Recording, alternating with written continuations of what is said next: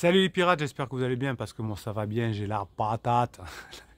C'est jeudi aujourd'hui, veille de live, c'est demain 19h le live, on va parler de ces coquins de pansement, de ces coquins de criseux ou de criseuses, comment ils fonctionnent ensemble, qu'est-ce que c'est leur technique de manipulation, on va voir pourquoi ça explose entre eux, on va se régaler, vous allez poser toutes les questions demain à 19h, mais en attendant vous avez déjà la formation qui est sortie sur comprendre la relation criseux et pansement et comment la faire accélérer un petit peu vers la fin. Ça, c'est la formation de la semaine. Donc, vous avez le catalogue des formations, un descriptif de cette vidéo avec les 85, 86, 87 formations, je ne sais plus. Vous allez vous régaler, vous aurez tous les outils pour à la fois devenir la meilleure version de vous-même parce que vous allez devoir montrer à votre conjoint que vous avez changé, que vous êtes mieux qu'avant. Vous allez avoir la méthode pour montrer que vous avez changé. Vous avez une partie qui est les méthodes pour récupérer leur conjoint. Vous avez une partie pour comprendre cette crise existentielle, ce fonctionnement de criseux, ce fonctionnement de pansement. Et vous avez dans le catalogue des formations aussi une partie avec des packs avantageux. Donc aujourd'hui, on va parler effectivement de qui tire les ficelles dans le couple entre criseux et pansement et pourquoi vous faites souvent, à raison de vos émotions trop fortes, pourquoi vous vous faites manipuler. Pendant la crise existentielle et aussi le pansement, utilise la manipulation qui est une manipulation émotionnelle et psychologique.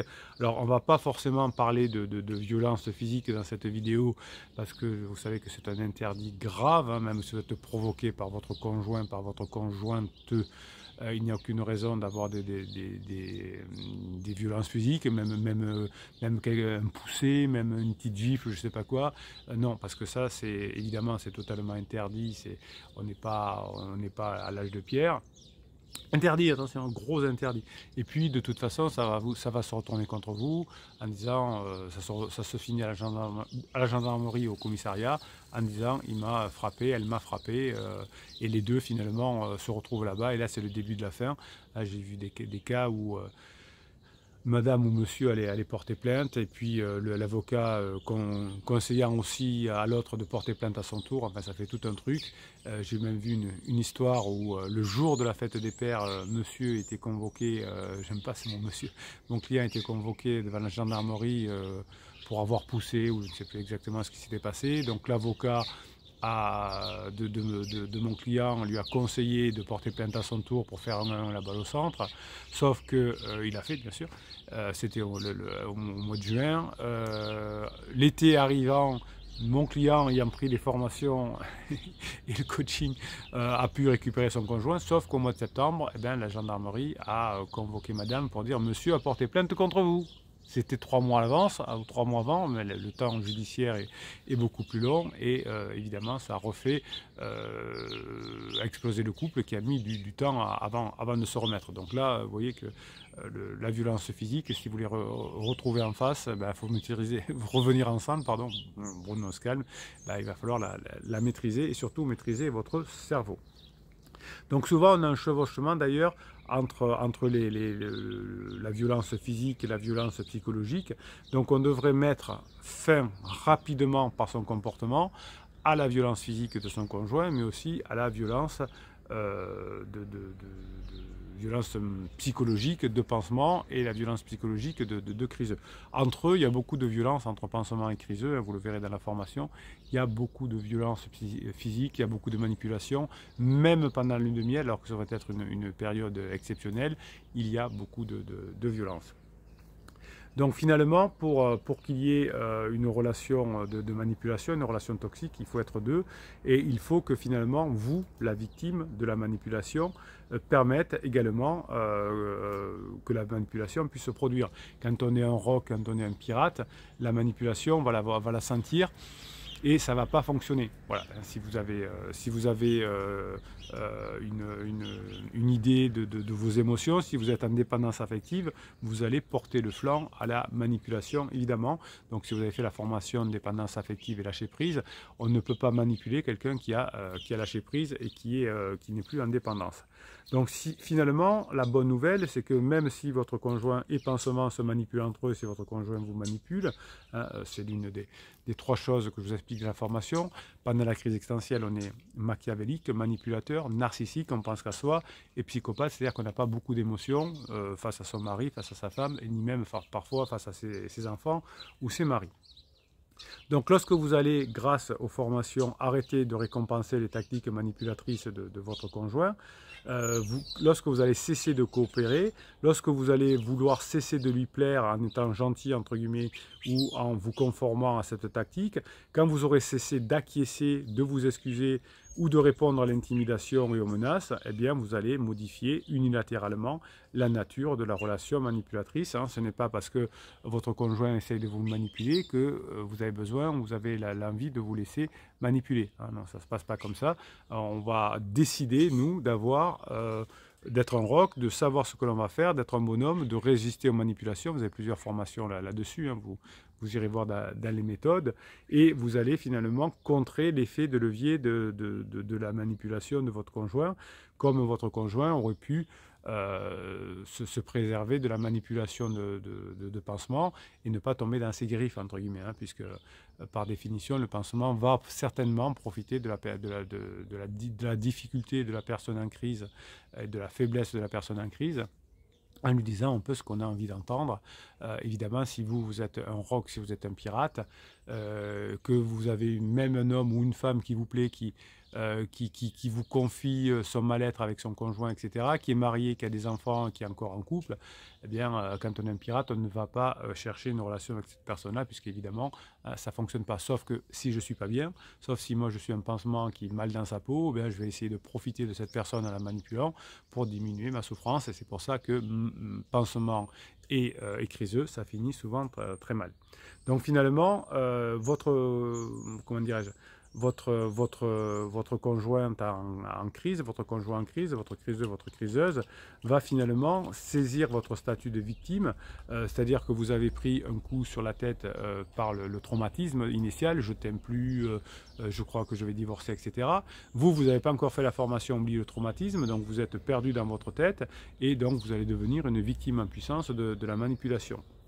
Donc finalement, votre criseux, votre criseuse va choisir des personnes qu'on appelle avec de gros boutons en disant je suis une victime, c'est-à-dire j'ai pris un coup sur la tête, ou pour pansement, c'est gros boutons, criseuse qui arrive, personne en crise, personne qui en fin de phase 2 du couple avec son mari ou sa femme qui n'a pas fait ce qu'il faut pendant toute la phase, donc victime facile, donc la criseuse ou le criseux est une victime facile.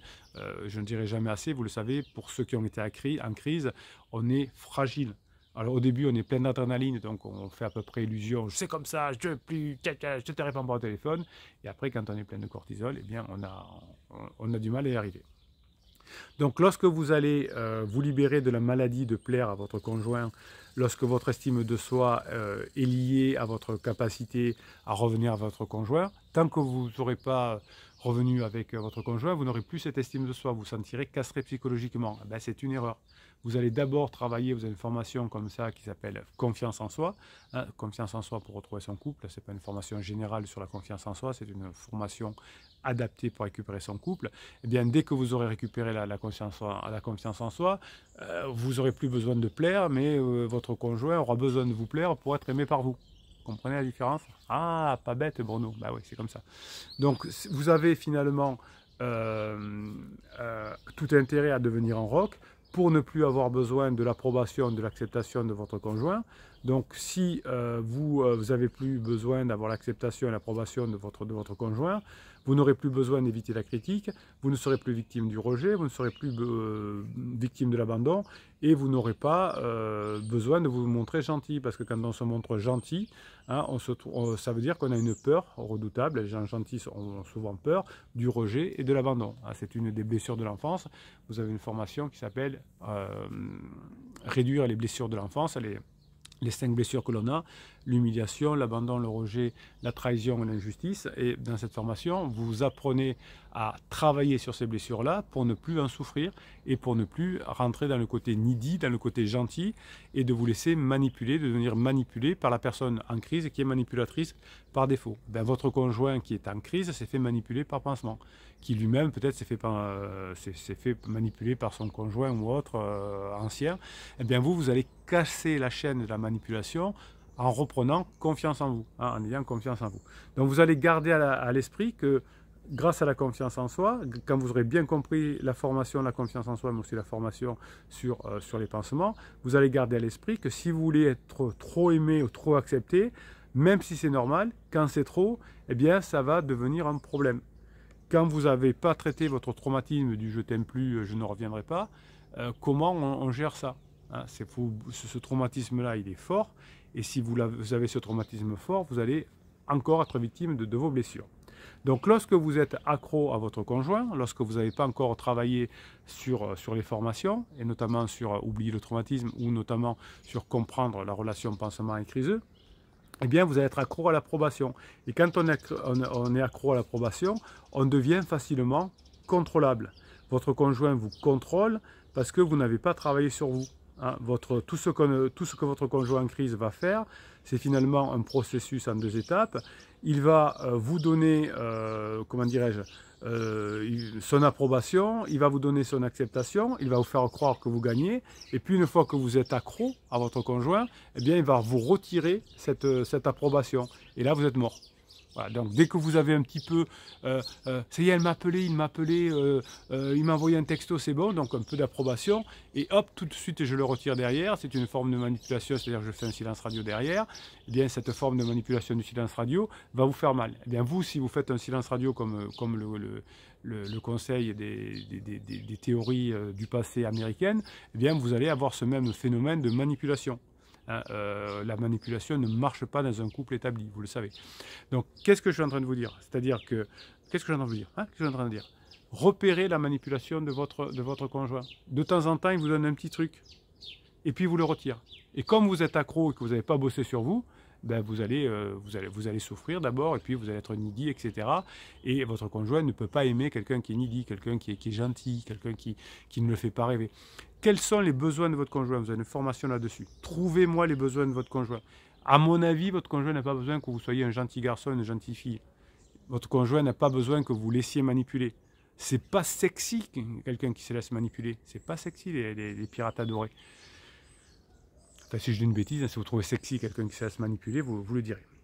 Donc vous allez avoir un gros bouton sur votre front qui va apparaître là, si vous avez la volonté, hein, de faire presque n'importe quoi pour éviter la désapprobation, pour éviter d'être rejeté, pour éviter d'abandonner. À partir du moment où vous avez peur d'être rejeté, d'être abandonné, d'être désapprouvé, vous êtes une victime de la personne en crise. Vous êtes une victime des manipulateurs. Comme votre conjoint qui est en crise, ne sait plus où l'en est, ne sait plus où l'en est, je fais le deuil de ma vie, je sens que je vieillis, je suis perdu, etc. Je vais avoir un gros bouton là, criseux, criseuse, je suis pansement, j'y vais dessus. Ne répétez pas, et surtout ne le faites pas. Mais si vous avez une personne en crise dans votre entourage, c'est une personne vulnérable. N'allez pas la draguer ou de le draguer. Si vous savez le draguer ou la draguer en lui disant juste ce qu'elle a envie d'entendre, vous obtiendrez tout ce que vous voulez de cette personne. Je ne veux pas, vous pirate, que vous soyez manipulateur. Si vous avez besoin d'un petit chou parce que vous n'êtes pas bien, ben, soyez honnête avec Petit Chou. Hein, ne lui dites pas t'es mon âme sœur, on va se marier, etc. Ce n'est qu'un pansement que vous allez trouver. Donc je vous interdis, vous, de manipulation. Je ne veux pas avoir des pirates manipulateurs dans la team et dans la famille. Je ne veux pas de pirates qui font des silences radio ou des manipulations, des lettres magiques. Nous, on va réussir parce qu'on va retrouver notre place de pirate, parce qu'on va remplir les besoins de notre conjoint, on va attendre la fin de la crise, on va devenir la meilleure version de nous-mêmes, on va montrer qu'on a changé, et on va y arriver avec un esprit, avec une mentale de gagnant, avec une grinta, avec une envie d'y arriver, positive, pour que le couple revienne après la crise. La fin du couple, ce n'est pas la fin de la crise. Hein, la crise, c'est indépendant, la crise existentielle. Donc je ne veux pas vous voir manipuler mes pirates adorés, sinon je tire les oreilles, hein, je vous préviens. Donc, si vous ne faites pas ce travail sur vous, vous allez placer votre conjoint en crise dans le rôle du juge. Et le juge, c'est un outil finalement de pouvoir et de contrôle. Ok? Donc, si vous avez peur de vos émotions négatives, si vous avez peur de votre tristesse, si vous avez peur de votre peur, si vous avez peur de la colère de votre conjoint, vous êtes ce que j'appelle des personnes qui sont victimes de l'émotophobie. Émotophobie, voilà. Hein, ça veut dire que j'ai peur de mes émotions, c'est-à-dire que vous allez avoir une peur excessive ou irrationnelle du conflit, de la confrontation, et vous allez avoir des sentiments négatifs, et vous allez mettre de la colère, de l'agressivité, de l'hostilité, parce que vous avez peur justement. Quand on n'a pas peur, quelqu'un qui a confiance en lui n'a pas besoin d'être agressif. Quelqu'un que... Alors, des fois, quand vous êtes un bébé pirate, vous êtes trop gentil, d'autres fois trop agressif, hein, et puis des fois manipulateur. Donc vous allez être à votre place, vous allez être en rock, vous n'allez pas bouger hein, face à la manipulation de votre criseux. Voyez votre criseuse et son pansement comme des êtres faibles. C'est pour ça que ça explose entre eux. Donc, si vous faites n'importe quoi pour éviter la colère, les conflits, la confrontation, ça ne fonctionnera pas. Vous répondez de façon neutre au message de votre conjoint. Vous savez que c'est interdit de converser par texto, mais vous le faites quand même. Ah, des fois, sur le groupe Facebook, vous mettez des copies d'écran, des textos en disant « Oh, qu'est-ce que vous en pensez ?» Et là, vous faites tirer les oreilles par les autres pirates. On ne négocie pas par message. Qu'on envoie un petit message quand ça va bien avec une photo rigolote, un petit sexto ou ramène le pain à 18 h, pourquoi pas? Mais on ne négocie pas. Les tartines que je vois de texto, vous n'avez pas 12 ans, les pirates. Ah, ça va bien pour des ados, mais vous avez besoin de convaincre par la parole, par vos émotions, etc. Donc un manipulateur va vous contrôler, votre criseux va vous contrôler en haussant la voix ou en vous laissant entendre qu'il est en colère, en boudant par exemple. Et ça vous détruit. Ça vous détruit tant que vous n'avez pas bossé sur vous. Donc il va hausser la voix, il va bouder. Et donc du coup, vous allez être susceptible de vous conformer pour pas que votre conjoint s'énerve, ou pour pas qu'il boude, pour qu'il vous réponde au téléphone. Et ça, c'est mort. Donc tant que vous n'aurez pas cette affirmation de soi, vous avez une formation complète sur l'affirmation de soi, que vous n'aurez pas une incapacité à faire vibrer votre conjoint, quitte à dire non par moment, eh bien c'est une réalité de la vie. Si vous avez des difficultés à faire vibrer votre conjoint, si vous avez des difficultés à dire non, vous serez toujours une victime de votre conjoint en crise, comme votre conjoint en crise est victime de pansement. Hein, votre conjoint en crise, si vous manquez d'affirmation de vous, va vous faire la misère. Hein, si vous êtes comme la plupart des bébés pirates qui, avant de connaître la team et la famille, veulent plaire au conjoint, ont une aversion à dire non, ces pirates-là vont créer en eux une colère négative, et ça va exploser un jour ou l'autre. Et un jour ou l'autre, interdit. On le voit encore même chez des pirates qui ont commencé un peu à bosser. De temps en temps, vous dites « Oh, j'ai fait un interdit hier soir ». Ne me faites pas d'interdit. Bossez sur vous, attendez que la crise se termine et montrez que vous êtes des sacrés pirates. Ok ? Donc vous n'êtes pas quelqu'un de flou, vous n'êtes pas quelqu'un de mièvre, vous êtes quelqu'un qui bossez. Chaque jour, vous mettez des formations dans les oreilles, vous avez la grinta. Et quand votre conjoint est tendance, vous laissez tranquille, vous n'allez pas prendre des scuds, hein, vous n'allez pas vous laisser manipuler. Et quand votre conjoint est bien, ce qui arrive quand même pendant la phase plateau fréquemment, hein, si vous ne savez pas gérer la phase plateau, vous avez une formation qui s'appelle Gérer la phase plateau. Oui, je sais, vous avez plein de bonnes formations et vous êtes content pour ça. Bon, vous avez compris comment fonctionne Criseux, vous avez compris comment fonctionne Pansement, vous savez pourquoi ça va péter entre Pansement et Criseux, ok, vous l'avez en tête, ne vous occupez pas trop de Pansement et Criseux, mais en revanche, bossez sur vous. Allez, on va regarder ce que nous disaient les pirates. On va tirer au sort un ou deux messages en commentaire sur les vidéos. En descriptif des vidéos, vous avez le catalogue. Vous avez le lien pour aller sur Telegram. Telegram, c'est l'application. Il y a un canal qui s'appelle Canal Bruno Marchal. Vous tapez Canal Bruno Marchal, vous tapez le lien qu'il y a sous le catalogue de formation dans le descriptif de cette vidéo. Et tous les matins sur Telegram, je vous mets une audio de motivation. Et toute la journée, je vous mets des ressources que m'envoient d'autres pirates pour y aller. Et vous avez le groupe Facebook également pour vous faire plaisir, pour vous donner la grinta entre vous. Écrivez des choses positives, donnez-vous la grinta en écrivant des choses positives et vous donnerez la grinta aux autres. Et en lisant la grinta des autres, vous allez être dans un cercle vertueux. Ok ?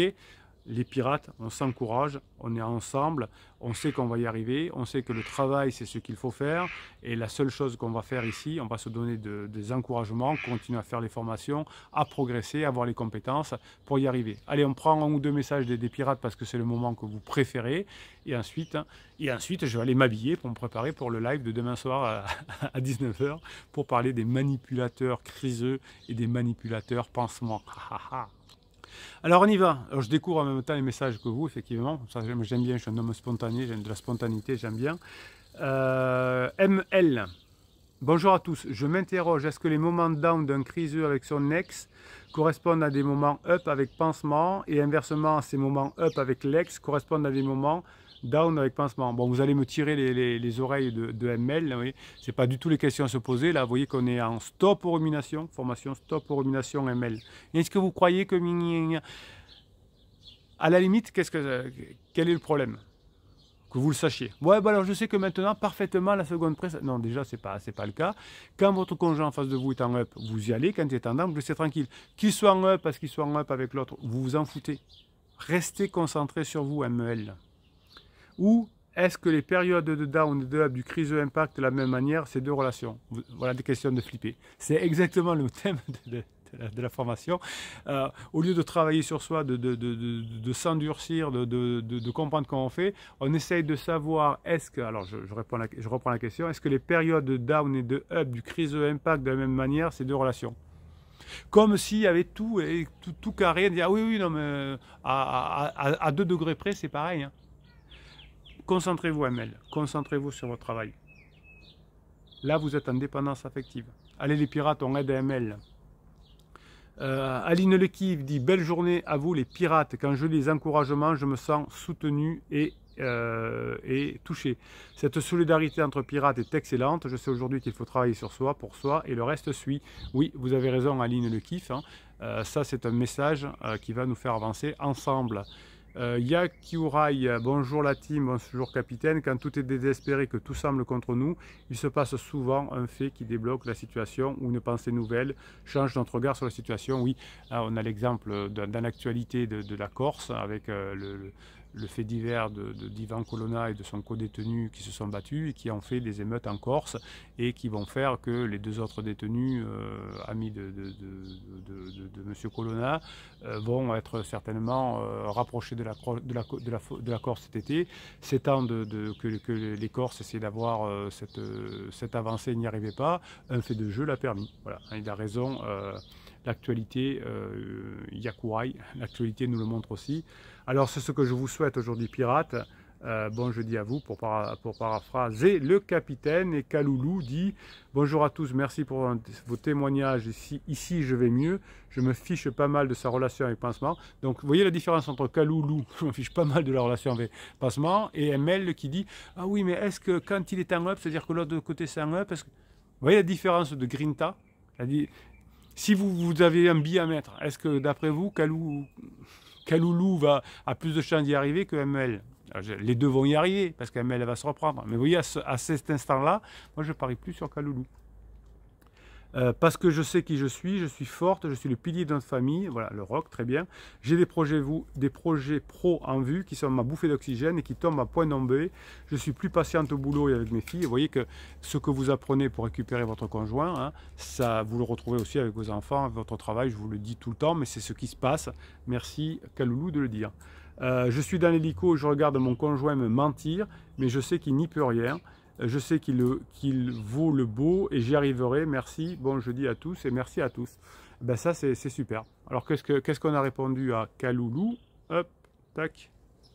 Est-ce que je vais y arriver? Supprimer, on va faire ça. Seb lui dit top, continue comme ça à Kaloulou. Troisième voix dit bonjour, j'étais dans votre situation. Aujourd'hui, notre couple va mieux grâce au conseil du capitaine que je remercie encore pour m'avoir fait évoluer dans la relation de couple. Voilà, j'espère que ça ira mieux. Bon courage. Ben voilà, c'est très bien. Kaloulou dit à la troisième voix merci, vous avez fait quelle formation? Alors ça, c'est génial. plutôt que des questions dire oui mais ça a duré combien de temps de la crise de ton conjoint, c'est comment tu as fait pour y arriver, quelle formation tu as fait, combien de temps tu y as passé, ça c'est bon, hein, c'est comme un sportif de haut niveau qui dit qu'il va aller voir un champion et dire mais comment vous avez fait, quelle formation vous avez fait, quel coach vous avez pris, ça c'est bon ça, quelle formation vous avez fait, et non pas de ah mais comment vous sentez quand vous perdez, hein, quand vous prenez le ballon, non, c'est qu'est-ce que vous avez fait, inspirez-moi. Voilà, je suis recentré sur l'écoute et la discussion, on lui dit troisième voie. Bon, ben c'est parfait. Ça, c'est bon, ça, c'est la grinta des pirates, ça me va. Donc, vous voyez, d'un côté, vous avez le cortisol qui arrive chez Pansement et chez Criseux, donc c'est pour et Criseuse, donc tout ça, Pansement et Criseux, ça va exploser. Vous allez devenir des vrais pirates, vous allez avoir cette grinta, vous allez avoir cette force, et qui c'est qui gagne à la fin, parce que tout d'un coup, ça devient exagérément comment dire, évident, parce qu'il y aura un fossé entre vous et Criseux, ben, Criseux va être obligé de revenir vers vous, alors qu'au début, quand Criseux ou Criseuse est plein d'adrénaline, que vous avez pris un coup derrière la tête, je t'aime plus, etc., et que vous avez encore le traumatisme, eh bien, Criseux ou Criseux ont un certain avantage. Et ensuite, grâce aux formations, grâce à votre travail, grâce à l'équipe, eh bien, forcément, qui c'est qui gagne à la fin? Les pirates. Bruno Marchal, il vous dit passez le jeudi que vous méritez. Et on se retrouve demain matin pour la vidéo et demain soir pour le live à 19 h. Passez le jeudi que vous méritez.